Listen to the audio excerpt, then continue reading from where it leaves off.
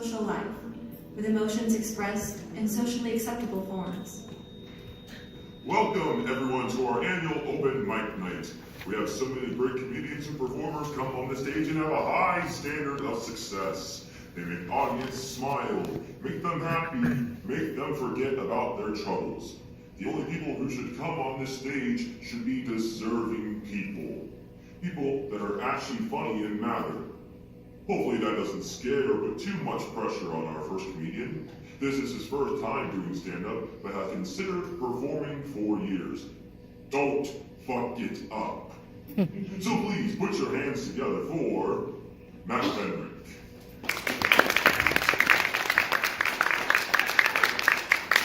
How's everyone doing tonight? Great. Happy Easter! We ready for some laughs? Yeah? We'll see. Sorry about the traffic. I know this is the #1 school in innovation, but apparently we're not innovative enough to add some extra lanes on the road. That, or we spent all that deserving money on that brand new retirement home on Geelhood University. Yeah, nothing screams that youth in college more than a 65-year-old hitting up El Jefe doing a fireball shot.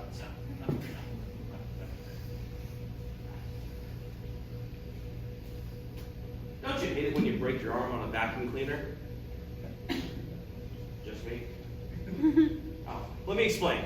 So, when I was about 6 years old, all I wanted to be, besides an actor, was a performer. Now, most kids when they grow up, they want to be a scientist, a doctor, hell, even some want to be the president. If only I knew it was that easy. Anyways, I wanted to be a performer. Specifically the type that would balance objects on his finger like this. Insert object. Did I always know that I could balance stuff on my finger? No. Did I just decide one day to pick up a meter stick and try to do it? Yeah. Did I decide to go into an audition claiming I could balance a chair on my finger, somehow do it, nail the audition, and get into that show?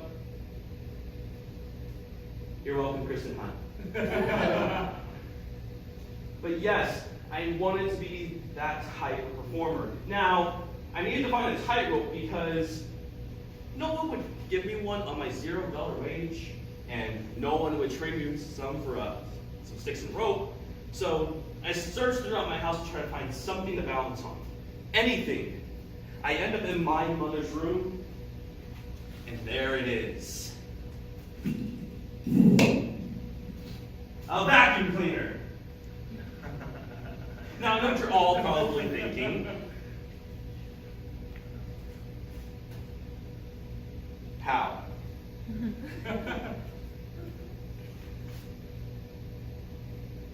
Why?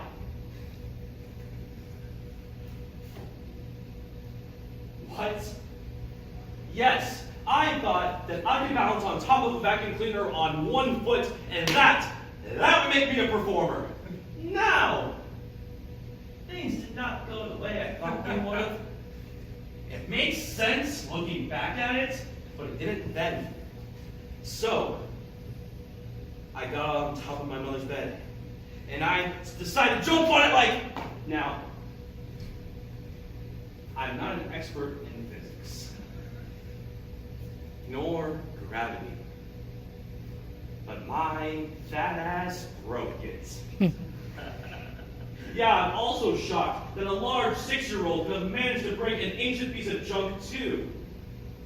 Anyways, like Superman, I find myself being flung across the room, still trying to understand as to why I am no longer vertical. I do manage to see an incoming wall approach my face. Now, as a ninja I maneuver my arm in front of my face to protect the moneymaker. Now, I am not a recently developed adult at the time, nor a scientist. But putting your arm in front of a room corner is a weird word, I know, but go with me. It's not a good choice because my arm broke. Not just broke, but snapped like, yeah, I know what you're all probably thinking, no. Unfortunately, I did not become a performer that day. But it did turn out to be one of the worst Christmases I've ever had. Yeah, Merry Christmas too. I've always liked comedy and comedians. They make people smile. They make people happy. Comedians like Jim Carrey. Comedians like Robin Williams. Comedians like Chris Farley. Chris Farley, who I'm inspired by as a larger actor because he used his size to his advantage. Comedy breaks the tension that brings people down. It allows us to talk about things that, outside of this realm, would make a lot of people uncomfortable. For example, people find it more socially acceptable, if I said it this way. No, I'm not sure which one's bigger. My unsettling deep emotions or my beer belly. Rather than just saying, I'm sad and fat.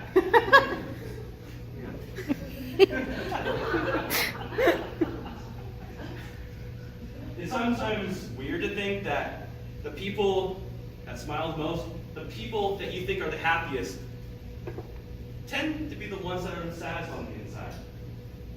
The people that you think are held together the most tend to be the ones that fall apart. Who are you? Oh. Good evening. My name is Matthew Michael Venrick. What are you? I'm an actor. I'm a performer. I'm also a part-time comedian, buying my CD. You know, I work at Damage and all that stuff. Oh, and I never, ever, ever, ever mention this at all. I also am a psych major. Where are you? Oh, I'm in the binary prison space performing in Series of Reflections. I just broke character. I am so sorry, Rowan. Just call wine. I'm sorry. I'm in Tempe. I'm in Arizona. I'm not really sure what you're asking me. Why are you? Oh, I haven't thought of that question much. Maybe because I'm born with it.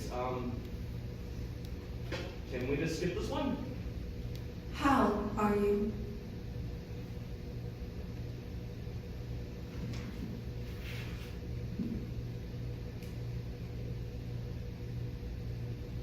I'm good.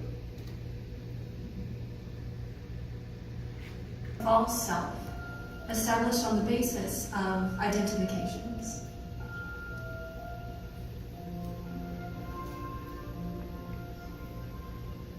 I always knew I was going to be a performer. When I was growing up, my mom would always play two different movies. One of them being The Wizard of Oz, the other one being Willy Wonka and the Chocolate Factory.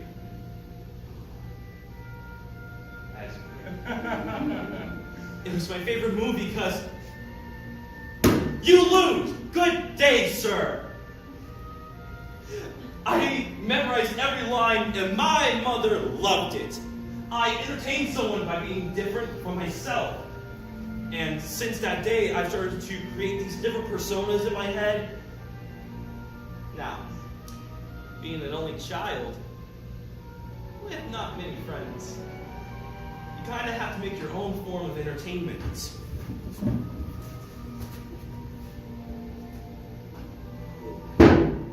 I can see myself as this showman.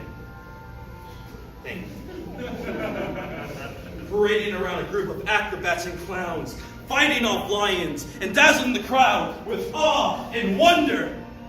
I can enjoy entertaining the masses. Because if they are so happy, then so am I! Now, because of that whole vacuum cleaner fiasco, I had to put that dream on the shelf because I didn't feel like breaking another arm. I've also seen myself as this wrestler persona. Now, I know what you're all probably thinking. Wrestling's fake. I know. Fuck off. Wrestling captivated me. It was more than just dudes in ridiculously small amounts of clothing. It was larger-than-life personas that magnetized with the audience, and they would either cheer or boo them. I wanted that. Oh, I still want that. Wrestler Matt speaks his mind. He can call anyone out and completely outwit them. He doesn't take shit from nobody. I could see myself standing in front of this mirror practicing smack talk on an imaginary wrestler. But I never wanted to be the good guy. You know, the guy that would say your prayers and eat your vitamins. That guy is so boring. I wanted to be the heel. The villain. I wanted to be the guy that the crowd always booed. Boo! Hell. I do have a new persona in the works. Now, it is a working title. Now let me give it a shot real quick. It's called Matt thinks that he is smarter than everyone because he is a psych major and can fix anyone. Like I said, it's a working title.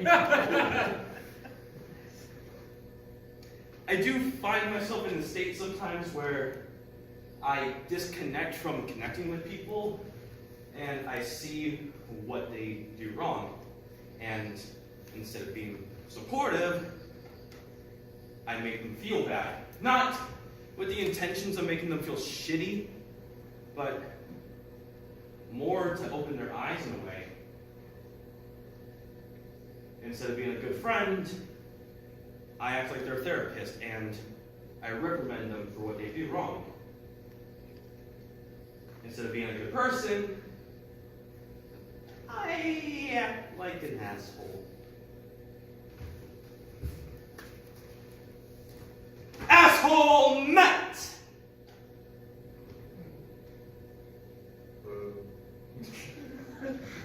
Not a good title.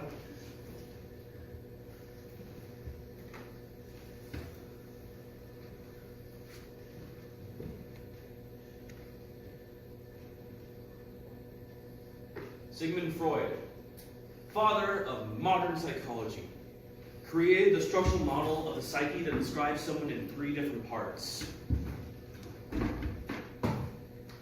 The id, the ego, and the superego. The id is you, the real you. It's biologically built in you at birth. It makes up your impulses and instincts, operating on pure pleasure. It doesn't care about reality, logic, or the world. It's just you. Then there's the ego. It's part of your id, just modified by direct influence from the outside world. It's a mediator between reality and fantasy. The decision-making ability. The reason versus the unreasonable. It keeps you in check. It's part of growing up.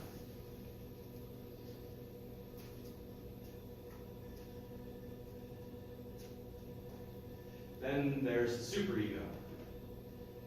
What makes up our morals and values we learn from people like mom, dad, teacher, anyone that helps you really grow. It controls our impulses or forbids them. The superego contains 2 main parts, the conscience and the ideal self. The conscience controls your ego through feelings of guilt. What made you feel so excited from natural instincts now considers how everyone else will feel about them. The conscience is how you should be. The face mask that everyone agrees with. The face mask that allows you to hurt me, but then I can never hurt you back. The face mask that waits for everyone to leave the room before he starts crying.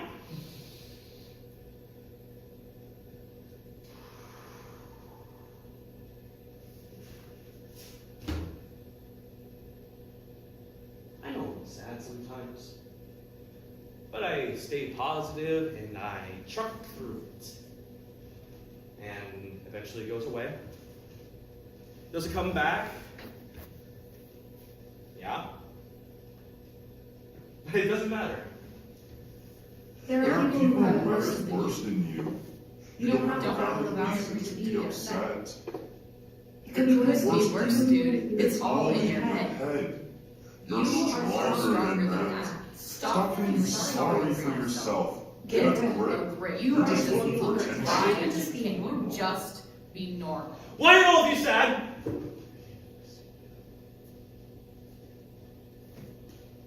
I'm so sorry. I didn't mean to. God, I'm such an asshole. I didn't mean to make anyone sad. I was just letting off steam. I'm really sorry, you know. Don't be concerned about me. Look, I'm happy. I'm smiling. You don't have to worry. I'm okay. I promise. I promise. Who are you? Oh, my name is Matthew Venrick. What are you? I'm an actor. I'm a performer. I go in front of a crowd and give them a show to remember. Where are you?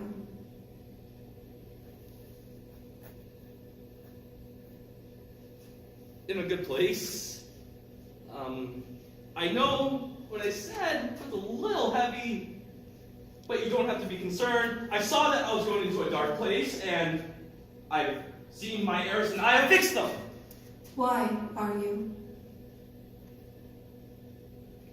Not sure why, but I promise you I'm okay. You don't have to be concerned.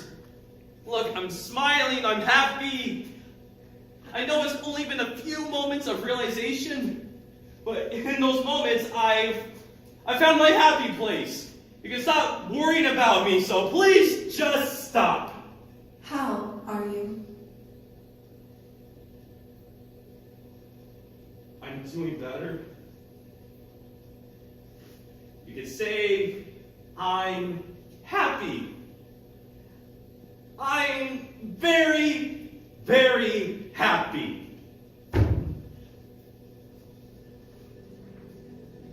The false self supports the individual's search for conditions that will allow the true self to recover its well-being, its own identity. Welcome everyone to the 2019 World Chess Tournament of Chess. After many weeks of classic matches, we are here at the finale to crown the next champion. Don't fuck it up. Anywho's, introducing the challenger. From downtown Mesa, where originally he grew up in a mobile home. Hey, that was a nice mobile home. It had a security gate and everything, and I love that place. Well, there was the occasional drunk asshole at the rest. Anyways, continue. Sitting at a height of 5'10" 5'11" if you look at his Tinder profile. I have no idea what you're talking about. Specifically with a pant leg length of 29 inches due to a lack of proper leg length. I have short legs. I know that. They know that. The whole world knows that. We get the joke. Weighing in at over 220 pounds, even though he is self-conscious over that number, yet chooses to make bad decisions and do nothing about it. I'm just thick boned. I got that Ajax bod now. Did I choose to get in the shade? No. But I had to work off the shell stomach one day. He is Matthew Venrick. Actually, I prefer to go by... Doesn't matter. Introducing the reigning champion with an undefeated record of 8,032-0, reciting the depths of Matthew's low self-esteem issues, weighing in at the weight of the world, they are any female.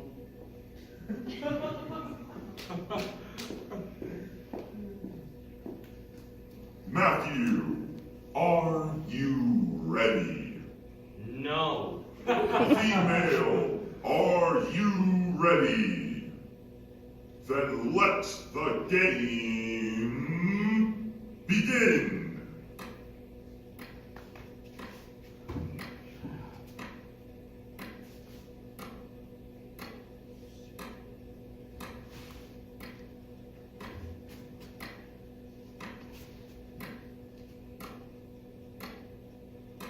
Well, you win. Checkmate.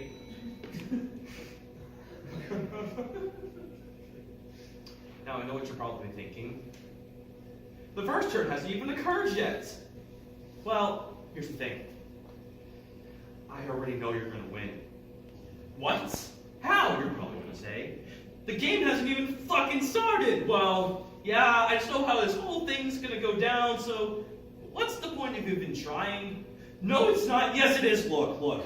You're going to move here, and then I'm going to move here. And then you're going to move here, and then I'm going to move here. And you're going to claim this area, and I'll claim this area. And then yada, yada, yada, yada, yada. You're going to win. Checkmate. That's not or. You're going to move this here, and then I'm going to move this here. Then you're going to move this here, and I'll move this here. You're going to claim this area, and I'll claim this area. And then yada, yada, yada, yada. And boom, you just won again. Checkmate. Well, that's absolutely ridiculous. No, it's not. Look. Your physicality is the one giving it away. Oh, that look in your eye, and the confident way that you have your hand on your rope right now gives it away. It doesn't matter what I'm going to do, I'm going to fail. And you're probably going to ask the ridiculous question of, why not just try? In which I say, why? Why try when I know what's going to happen? I know my chances, so why the fuck would I give a shit? You're going to move this piece here, and then I'm going to move this piece here, and then you're going to move this here, and then I'm going to move that there. You're going to claim this area, I'll claim this area, and I'm going to move here, then move here, then move here, then move here, and then I'm going to say hi to her, hope to gain a fraction of her attention, show her the best parts of me that I like to show myself, hope to make her laugh, because God knows I want to make someone laugh, and then I can get the courage to ask her out, she can say yes, and then she can leave me alone, and then make me feel like it's all my fault. Matt, you are no longer referring to chess.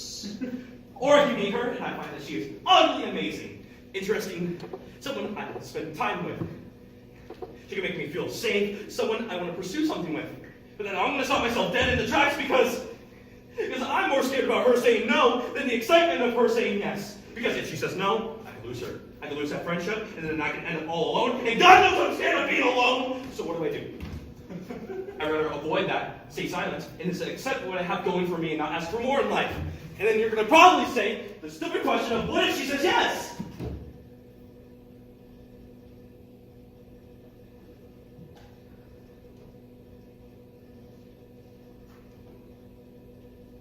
Or what if I barely meet her? It's passing glance, I don't even know her fucking name. And within 5 seconds, 5 meter seconds, I know it won't work. It can't work. Why could it possibly work? What could I even say? Hi. It can't work because I just can't get past the fact that why would anyone love me?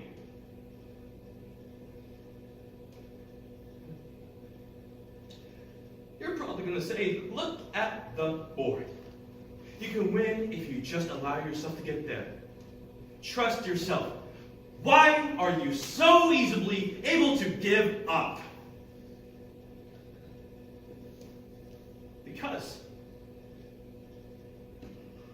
Because it is so much easier for me to answer the questions that I've been asking myself. I'm okay being let down by myself than being let down by someone else. I have been let down by so many times people that I have loved just to end up in the dirt. I would rather stay on the ground than being lifted like fucking Icarus just to fall.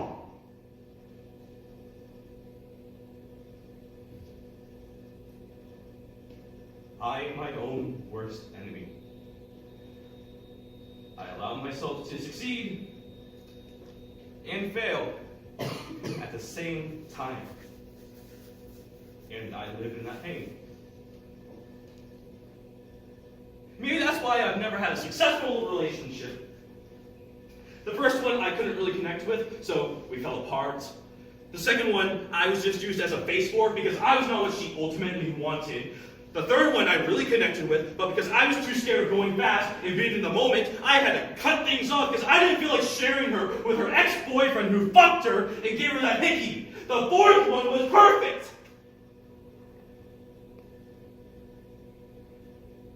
Almost perfect. I thought she was the one.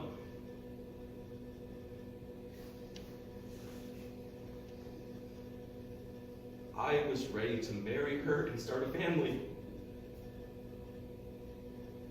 I was ready to drop out of college just to be with her. But that wasn't enough. We grew apart, and to this day, I don't know why. And I'll never have closure with that. I never seem to be the one for anyone because I don't allow myself to be that. Maybe that's why I fucking give up. I feel safer in failure than in success. I accept the choice of losing instead of being hurt by anyone else.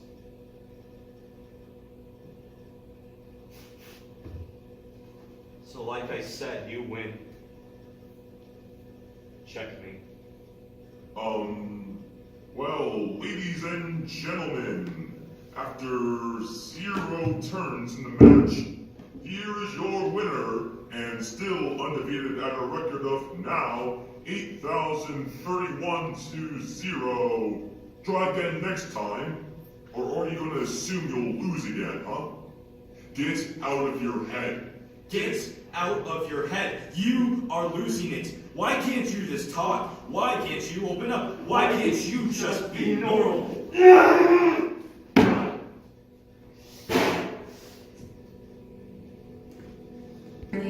The false self protects the true self, which remains unactualized.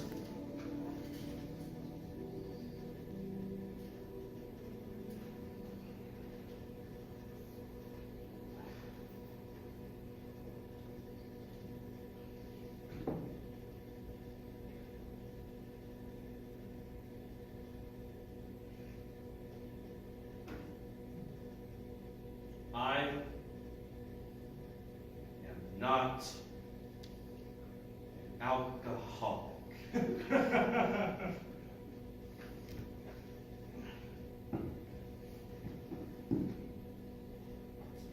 Every year I can summarize my life in a type of hard alcohol. At 19, it was green apple schnapps. A little bit of weed. Not the best. Left a sour taste in my mouth. I can see some of you know what I'm talking about. At 20, it became fucking fireball. A feeling of warmth yet pain at the same time, and I can't drink that shit anymore. Is that a metaphor? At 21, it became Captain Morgan. I couldn't really taste it, so it would hit hard, and I decided to be fucking stupid. Currently at 22, I have come to find Zaya as my new liquor of choice. Stronger than Captain, less of a burn going down, but it has more consequences. I am not an alcoholic. Let's spill this tea. My first drinking experience was when I was 18. It was at my uncle's house at his New Year's party. Choice of drink? Fucking Budweiser. And it was just awesome! Because you see, me and my uncle, we never had a lot in common. Not because we hated each other, but there was definitely some distance. And since that day, I felt like family with him. Alcohol is my truth serum. Now, shockingly to some, I am a very antisocial person.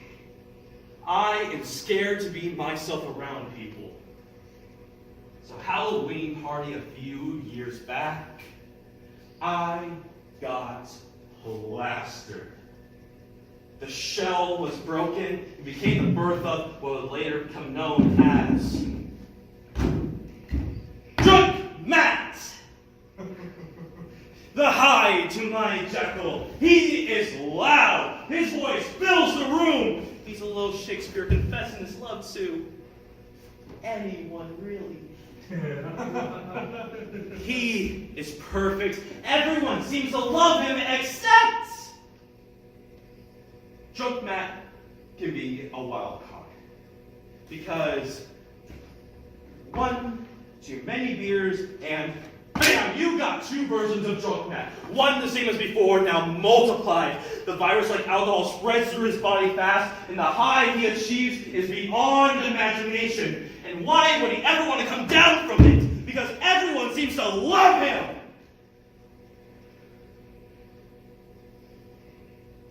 Me!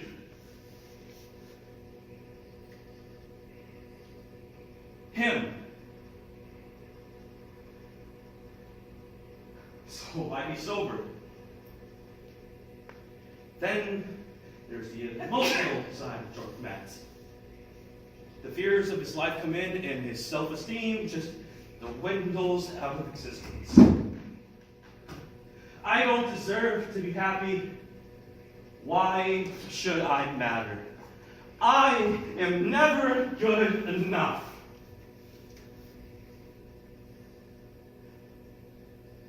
I am not an alcoholic. God, do I hate that word. I know I jokingly toss it around, but to truly say disgusting. There's a difference between that and drinking for fun. I drink to be myself around people. I don't drink when I'm sad. I don't drink to forget. So how dare you call me an alcoholic? Don't you dare! My father was an alcoholic!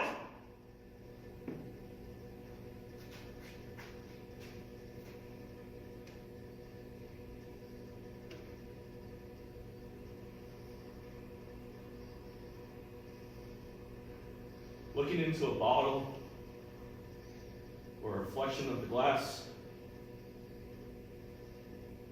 is a reflection of him.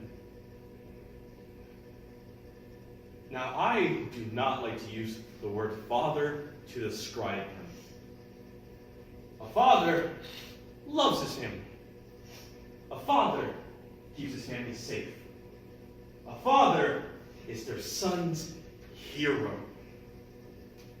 You know what isn't a father? A father is not their son's villain. A father doesn't steal his child's college fund and buys a motorcycle. A father doesn't abandon his family and runs to another state twice. A father doesn't start another family and ruin their lives too. A father doesn't abuse his family mentally and physically. A father doesn't choose drugs like meth over a son crying out for his hero. You were never my hero. You were never my father. My mother was a better father than you could ever be. So how dare you choose drinking over your family? How dare you, you piece of shit! I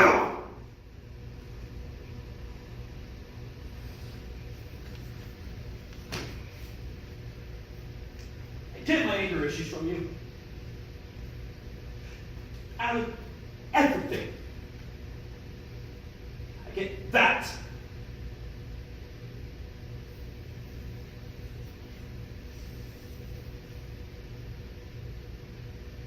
Finishing a bottle and looking at the bottom of it, I sometimes seem to find you. In this, I feel the most connected and the most distant at the same time.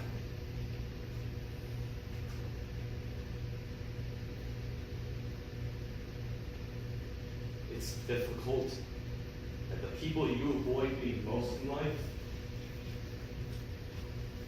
are who you tend to be the most. Who are you?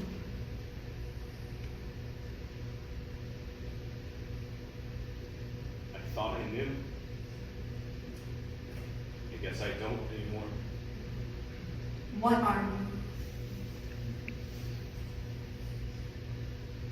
What even am I? Where are you? Somewhere I don't want to be. Why are you? Why? Why? Why? Why? Why? Why? How are you?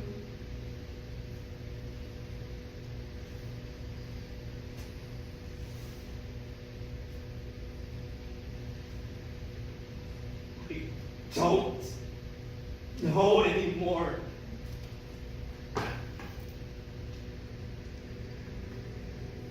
Severe instance, the false self completely replaces and ousts the true self, leaving the latter a mere possibility.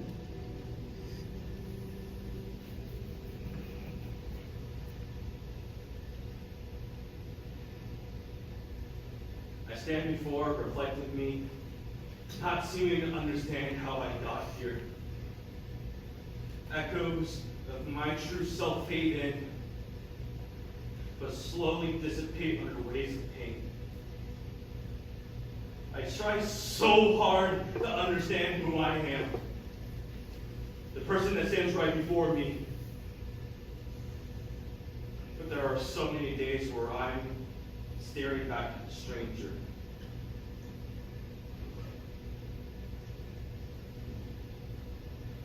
What happened, huh? What happened to us? We used to have this undying positive energy that carried us through thick and thin. Have we just become that cynical? Or have we finally stopped lying to ourselves? Can we talk about how every day is a struggle? Can we talk about how hard we feel it is to reach out to people because we don't feel like giving them the shit that we're dealing with and have that out on top of their lives? Can we talk about how many years longer we've been suffering than anyone else knows? Can we fucking admit to having that voice inside of our head that brings us down and makes us feel like shit?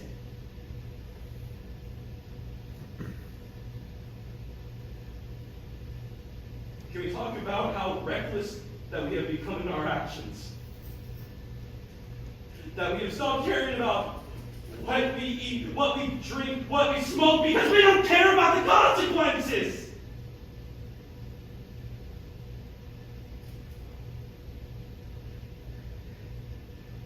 Can we talk about how comfortable we are with the thought?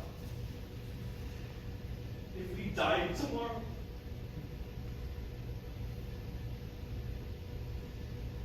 We wouldn't care. Can we talk about how often else's lives would be if we didn't even exist.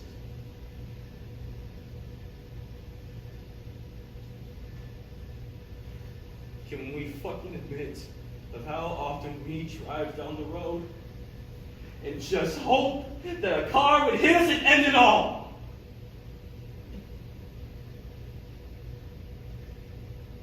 That all the pain and misery would go away so quickly.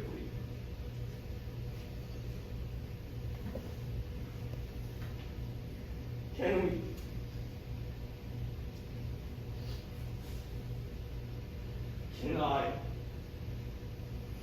Can I be me? Can I find myself? Can I be happy again? Can I be alive again? Who are you?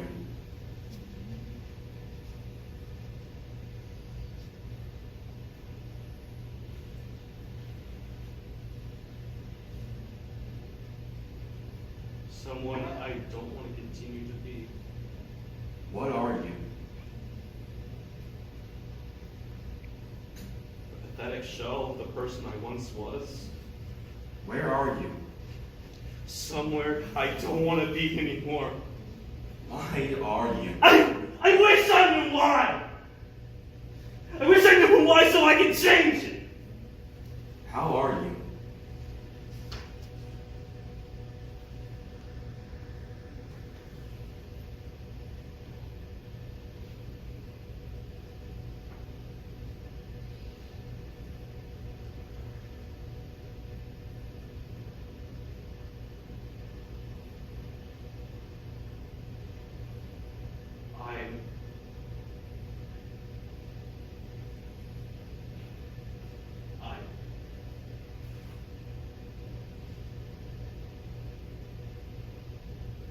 I'm not okay.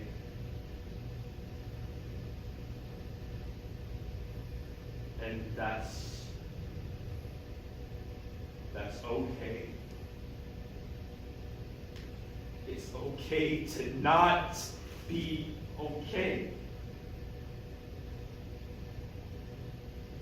No one is perfect. I make steps up towards this ladder. It's so warm and inviting. It's where I want to be. No, it's where I need to be. I find days where, no matter how hard I work, no matter how much blood, sweat, and tears, I'm always a step away, where sometimes I feel further.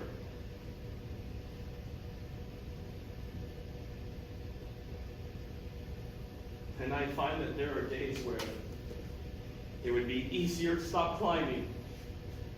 It'd be so much easier if I just let go.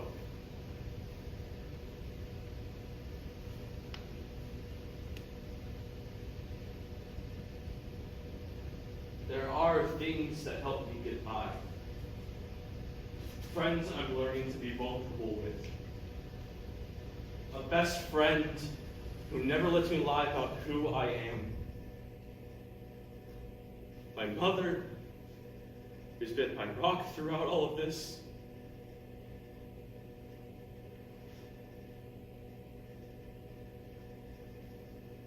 Doing this is something, isn't it?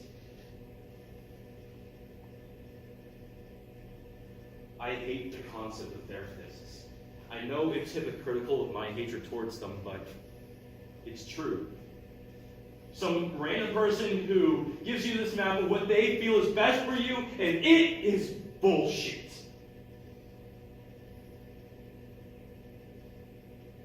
But this, performing in this space, it's something.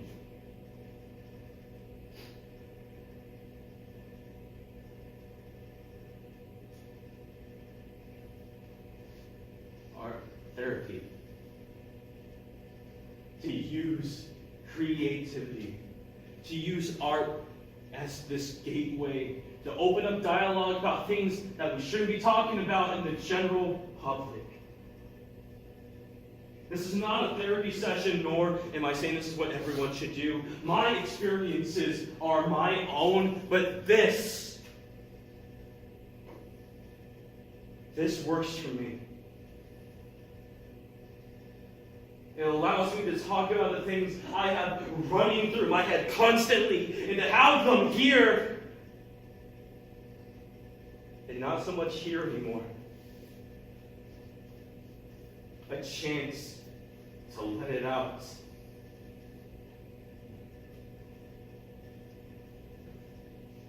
A chance to be the performer I've always wanted to be. A chance to accept my different sides and to stop promising that I will be okay.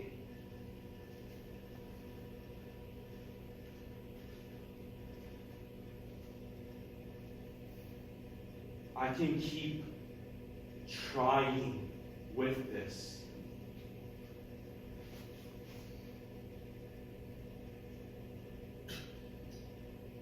And trying is all I can do.